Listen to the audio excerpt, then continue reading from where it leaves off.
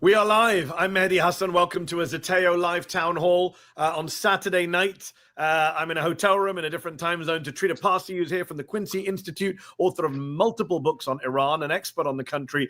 Donald Trump has bombed Iran, as some of us feared he would. Tonight, the anti-war president, the America First president, bombed, I believe, Natanz, Isfahan, and Fordo, the underground mountain facility. He says American planes are on their way back. Let's just see what else he says. If you haven't seen his piece, he says, we've completed our very successful attack. A full payload of bombs was dropped on Fordo. Our planes are on their way home. Congratulations to our American warriors. He says, now is the time for peace. Thank you for your attention to this matter in that weird way that he talks. Bombing through peace. Trita, what is your immediate reaction to this? Did you see this coming? My immediate reaction to this is that Donald Trump has guaranteed that Iran will be a nuclear weapon state in 5 to 10 years from now.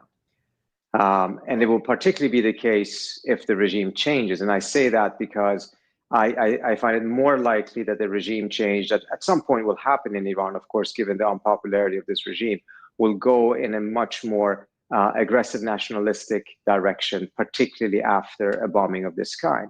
We saw, for instance, after the Israelis also had a very successful raid against Osirak in Iraq in 1981, if I'm not mistaken. Yes.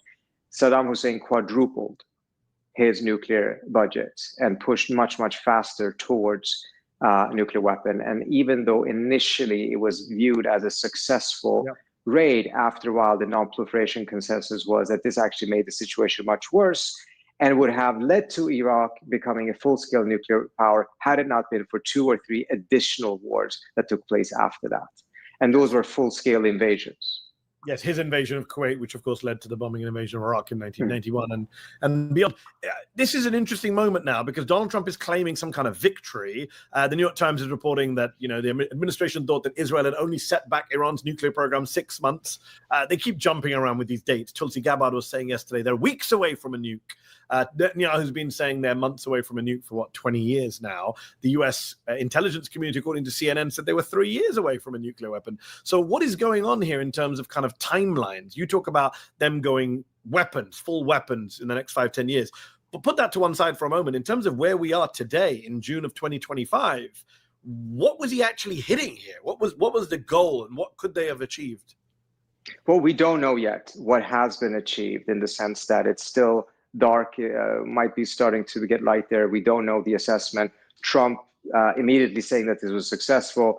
It's very difficult to verify whether that is the case or not. We do know that the Iranians very likely had already moved out a lot of sensitive stuff from Fordo, including their stockpile. And their stockpile is the most important thing from their perspective in terms of having a nuclear uranium. 60, 20, and 3.67%. And the reason for that is that takes years to be able to build up. Of course, they had started to do so at a rather fast pace. If the Iranians want to have a secret nuclear weapons program, it's actually much smaller than having an industrial scale energy program. So they can do that in that vast country in much smaller spaces. If the Iranians now walk out of the NPT, which seems very, very likely, there will be no ears or eyes inside of that program any longer. I don't think the Russians and the Chinese will have the same negative reaction to an Iranian exit from the NPT compared to what they would have done had this happened just after the exit of the JCPOA from Trump, etc. So I think we're in a very different, uncharted territory right now. And I think a lot of other countries are looking at this and saying, you know what? It seems like it's a good idea to actually have a nuclear deterrence, because when you don't, this is what potentially happens to you. My image is frozen because I'm in a hotel room, but I hope you can still hear me. I can hear you. I'm back. I'm glad we're talking tonight because you know your stuff, and you mentioned Osirak in 1981, and people don't realize that when you bomb someone in this way, they're more likely to get nukes, not less. And Saddam Hussein did accelerate the nuclear program covertly after 1981, and Osirak, and Israel saw that as a victory then. And had he invaded Kuwait 6 months later, he probably would have had nuclear weapons by that point. Yes, because I think the consensus is that was a failed strike. But also, as you say, other countries, if I'm Turkey, if I'm Erdogan, I'm thinking I need a nuclear weapons program. If I'm Saudi Arabia, I'm MBS. I'm thinking I don't trust the Israelis or the Americans. This is only going to increase the proliferation of nuclear weapons in the region. Absolutely. Because it was never about non-proliferation, right? Just like Gaza was never about the hostages. It was about regime change. And Hamas. Exactly. Iran Exactly. is not about nuclear weapons, because this is not the way you stop Iran from getting nuclear weapons. They were going to be at the table in The Moscow. Israelis preferred a nuclear Iran that was isolated, Yep. contained, impoverished through sanctions, essentially cornered, and with very, very bad relations with the West, Yep. than a non-nuclear Iran that was opened, that had better relations with the West, no sanctions, its economy could grow, because at the end of the day, this is about what type of a geopolitical challenge Iran poses. Yes. The nuclear element is there. It's not unimportant, but it's not the driving thing here. Agreed. Keep in mind, the Israeli Atomic Energy Agency endorsed the JCPOA, the nuclear deal that Obama struck, because from a nuclear non-proliferation perspective, it was an excellent deal. But from the perspective of Netanyahu, who, Yes. as we have seen, wants conflict, wants war, and felt that it was crucial to make sure that the US and Iran never could actually have good relations, then it was a major problem. I remember that image. In the Middle East, these societies, they are dictatorships, as is the regime in Iran. And there's a problem. Once the people on top are taken out, you have a problem of the institutions. There's no loyalty to institutions, as there are in other places in the world. And the result is it's everybody against everybody else, and that is the way it works in Iran. Trust is a very serious problem. The way the language works is it's all for show. The way you talk to one another is appearances matter more than what's behind the scenes. I can just give you an example. The first time I was in Iran, I remember seeing an absolutely beautiful arch. If you look at, for example, at Taj Mahal, it's the same sort of thing. Very, very intricate architecture. And I walked down the street. I could see this from a distance. Behind it was a collapsed building. So not exist without being propped up by the United States. You think so?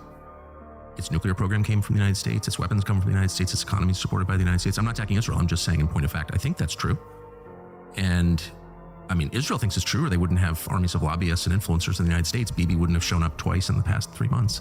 Any country, if there is any country out there that fundamentally cannot exist without being subsidized by American taxpayers, then not only should that country not exist, but that country already does not exist. It's not really. That's interesting.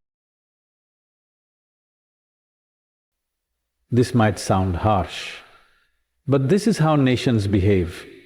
Not like families, but like competitors on a chessboard. And on this board, the United States, perhaps the most experienced player, moves its pawns not out of affection, but for advantage. Today, many are asking, why does America, despite its so-called partnership with India, continue to openly support Pakistan? First of all, this is the most experienced player, moves its pawns not out of affection, but for advantage. It's impossible. Pakistan fenced 1,350-kilometer border with Afghanistan. That was the only time they had peace. Saudi Arabia and Iraq, 1,400 kilometers fenced completely. Can we start thinking of fencing our borders? We have 1,500 kilometers with Niger Republic, 1,900 kilometers with Cameroon. Chad is there. All over us, surrounded by Francophone countries, and the Sahel is heating up. And in breaking news just coming in, Yemen's Houthi rebels have broken their agreement with the United States in wake of the series of Iranian nuclear strikes on the Iranian nuclear facilities. Now, Yemen's Ansarullah resistance movement has announced the end of their agreement with the United States and warned of an imminent military response. The Iran-backed rebels have also expressed solidarity with Tehran in opposition to the United States and Israel. Now, last May, a ceasefire deal between the United States and the Houthis took hold, ending the attacks in Yemen, as well as the wider US-UK airstrikes on Yemen.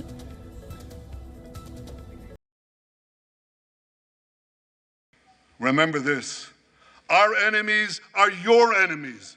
Our fight is your fight, and our victory will be your victory. Leader warned Iran that the US could go after additional targets if Tehran fails to pursue peace.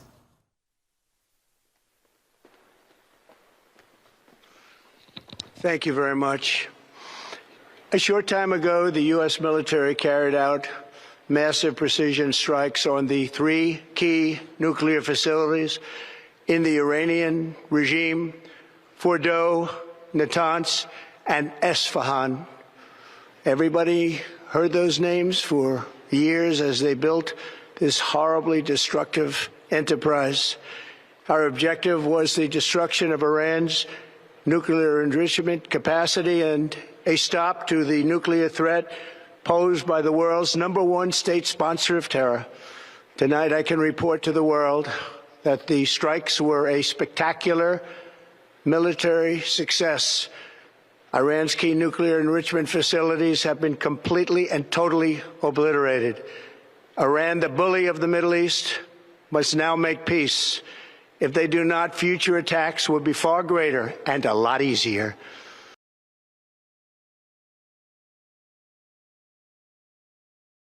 Iran dominates the headlines. Conflicts, threats, secret alliances, nuclear ambitions. What few realize is that its story is already written in the Bible, its beginning and its end. Yes, Iran appears in the Bible from Genesis to the prophecies of the end times, but under its ancient name, Persia. Because the Bible doesn't just tell us about Iran's beginning, it also foretells its ultimate destiny in one of the darkest and most feared passages in Revelation, the war of Gog and Magog, a coalition that will rise up against Israel in the last days. But before becoming a prophetic enemy, Persia was God's chosen empire to free his people, rebuild the temple, and fulfill Daniel's prophecies. Stay with me until the end, because today you're about to discover what very few dare to reveal: Iran's true role in God's greater plan, from the beginning until the end. Let's dive in. It all starts in the book of Genesis. After the flood, God gives humanity a fresh start and reveals how the nation of Persia was born. Noah and his family were the only survivors left on earth, and his 3 sons, Shem, Ham, and Japheth, became the forefathers of new nations. In chapter 10, we find the very first map of the world's nations, where we read, "This is the account of Shem, Ham, and Japheth, Noah's sons, who themselves had sons after the flood. From these, the coastlands were populated, each according to their own languages, families, and nations." This genealogy forms a map showing the lineage of Noah's sons. Here, we discover 2 patriarchs who would later give rise to the Persian Empire, Madai and Elam. Madai was Japheth's son, and from him arose the Medes, a people who settled in the northern mountains, a region now part of modern-day Iran. From these northern mountains of Iran, Madai's descendants gradually expanded, establishing villages, clans, and tribes. They were independent, rugged mountaineers known for their toughness and strong tribal organization. Madai is the direct ancestor of the ancient northern heartland of Iran. The second name is Elam, son of Shem. His descendants, the Elamites, settled in southwestern Iran in fertile lands near the Persian Gulf. But Genesis 14 tells of the Bible's first great international war. 4 eastern kings, including Chedorlaomer, king of the Elamites, joined forces and invaded Canaan. They plundered cities, enslaved peoples, and took Lot, Abraham's nephew, captive. Elam wasn't some small, insignificant tribe. It was a powerful nation, and according to Scripture, the first nation to attack God's people of faith. But Abraham didn't just stand by and watch. With only 318 trained servants, he pursued the invaders, attacked them by night, and defeated them. He rescued Lot, freed the captives, and humiliated the eastern kings. It was an impossible victory, a triumph that defied human logic and delivered a powerful message. No eastern power can prevail against those who have the favor of God. But the people of Elam didn't disappear. Centuries passed, generations were born and died, and those tribes once defeated by Abraham grew in number. The Elamites and the Medes shared the same land, the ancient terrain of eastern Mesopotamia. One dwelled southwest, in the fertile plains of Elam. The other inhabited the mountainous north, where the harshness of the region forged the character of the Medes. As empires rose and fell quietly, another power was taking form. First clans emerged, then kingdoms, and finally an empire, the Persian Empire. Though they were pagan nations, they were never outside God's plan. Through the prophets Isaiah and Jeremiah, two great prophecies concerning them were declared. The first prophecy, spoken through Isaiah, revealed that God would use Elam and Media as instruments to punish Babylon. Babylon, who had destroyed Jerusalem and burned down its temple, would not escape judgment. God had already decided who would bring about its downfall: the United Peoples of Iran. Yet the second prophecy was even more astounding. God would not only use Persia to bring punishment, he would also wield Persia as an instrument of liberation. God announced through the prophet Isaiah that a pagan Persian king, yet unborn, would serve as his chosen agent to free Israel from exile and decree the rebuilding of the temple in Jerusalem. Isaiah called him by name more than 150 years before he was even born. This is what the Lord says to his anointed, to Cyrus. And both prophecies came true with terrifying precision. In the 8th century, on June 12th, Israel began its devastating Operation Rising Lion against Iran. Several key Iranian officials were killed, with many of its nuclear sites also being targeted. Iran responded. Massive missile strikes over the weekend battered Israel. In Iran, 224 civilians have already been killed, according to CNN.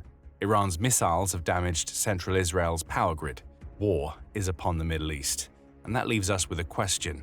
What is the worst-case scenario that could come out of the war between Israel and Iran? That's the question the BBC posed on June 14th, and it came up with 5 potential scenarios, each with massive implications for Israel, Iran, and the rest of the world. The first scenario is simple. The United States decides to get involved. That's something that the US doesn't want to do, at least if the denials it issued right after Israel launched Operation Rising Lion are anything to go by. Within hours of Israel's initial attacks, US Senator Marco Rubio was denying any sort of US involvement. "We are not involved in strikes against Iran, and our top priority is protecting American forces in the region," Rubio stated in the wake of the strikes. "Let me be clear, Iran should not target US interests or personnel." While the statement was framed as a warning to Iran, Rubio's message reveals that the US doesn't want to be involved. It might not get its way. The BBC says that Iranian state TV is already lambasting the US for its past and current support of Israel, accusing it of being complicit in enabling Israel to launch an attack that has killed children. That's the last kind of rhetoric the US wants to hear. US President Donald Trump certainly wasn't happy. Just hours before Israel's strike, he said, "As long as I think that there will be an agreement, I don't want them going in." What agreement? Well, the US has spent the last couple of months talking with Iran to try to convince the country to halt its nuclear weapons development program. In Trump's own words, Israel's attack could blow these talks.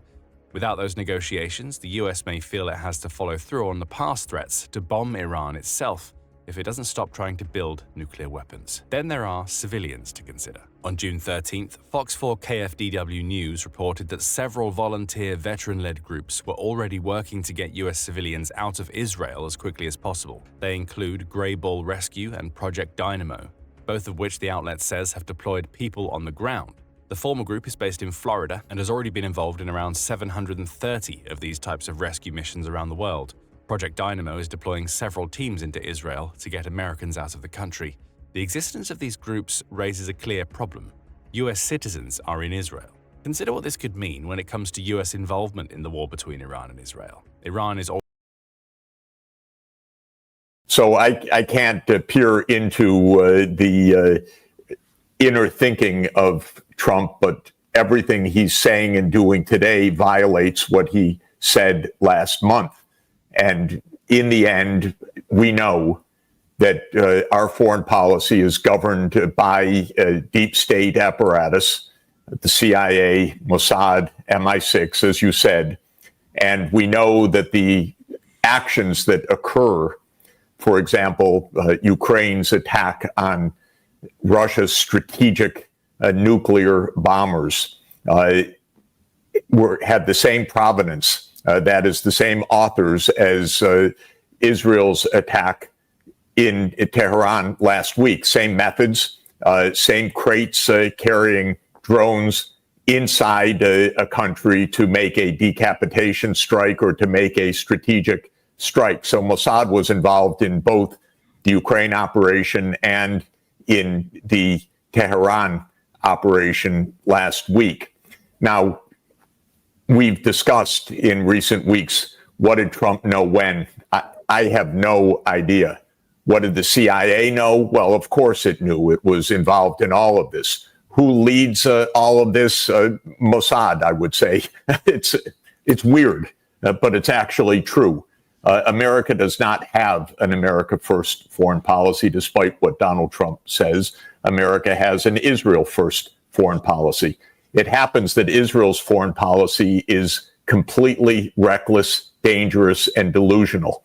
And it has been that way for decades. I was going to say for 30 years. That's the time span of Netanyahu, who is the current most despicable person on the planet, in my view, because he's the greatest war progenitor of them all. But it actually goes back beyond 30 years. This is a long-term plan for Israel to have its way in the Middle East.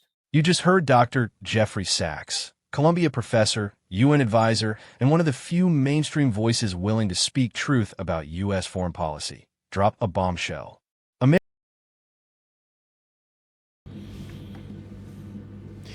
Today, I want to examine the extraordinary moment in global affairs where President Donald Trump has taken the decision to order a direct U.S. strike on Iran's nuclear facilities at Fordow, Natanz, and Esfahan, marking an historic and potentially catastrophic escalation in Middle Eastern tension.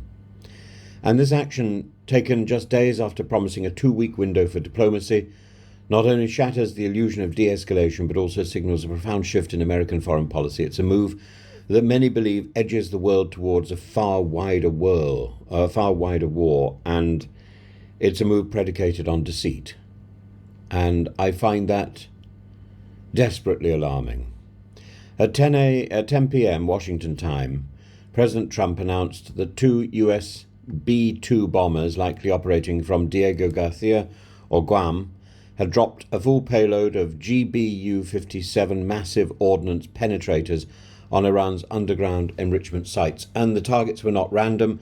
Fordow, buried deep within a mountain, represents Iran's nuclear defiance, and Natanz is iconic in Iran's uranium program.